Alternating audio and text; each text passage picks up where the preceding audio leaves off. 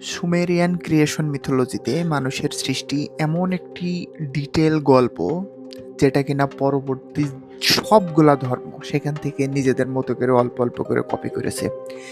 এই সিরিজে আমি সুমেরিয়ান ক্রিয়েশন মিথোলজি নিয়ে বিস্তারিত আলোচনা করব। সেখান থেকে শিওর হওয়া যাবে যে পরবর্তী ধর্মগুলো মূলত এখান থেকে কতটুক স্টোরি নিয়ে নিজেদের মতো করে প্রথম মানব সৃষ্টির গল্প বানিয়েছে। সুমেরিয়ান ক্রিয়েশন মিথোলজির শুরুতে দেখা যায় যে দেবতাদের যে গ্রহ ছিল নিবিড়ু, সেখানকার বায়ুমণ্ডল ধ্বংস হয়ে যাওয়ার পথে প্রায়। সেটা ঠিক করার জন্য তাদের গোল্ডের প্রয়োজন ছিল। তারা জানতে পারে যে পৃথিবীতে হিউজ পরিমাণ গোল্ড আছে, শুধুমাত্র মাইন করা বাকি।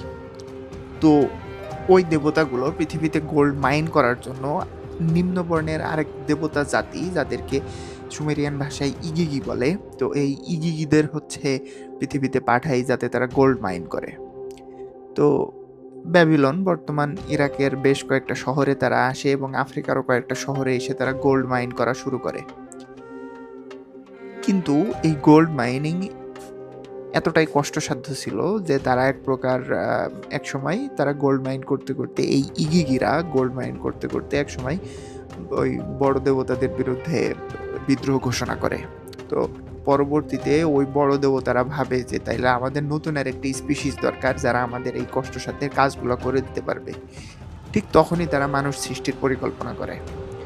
পৃথিবীতে এসে তারা বানর জাতীয় কোনো প্রাণীর ডিএনএ কে রিশেপ করে তারা নতুন আরেকটা প্রজাতি তৈরি করে, যাদেরকে তারা পরবর্তীতে গোল্ড মাইনিং এ কাজে লাগানোর জন্য চেষ্টা করছিল। কিন্তু সমস্যা হচ্ছে নতুন এই প্রজাতি এতটাই স্টুপিড ছিল, এতটাই ডাম ছিল যে তারা সিম্পল টাস্কগুলো করতে পারছিল না।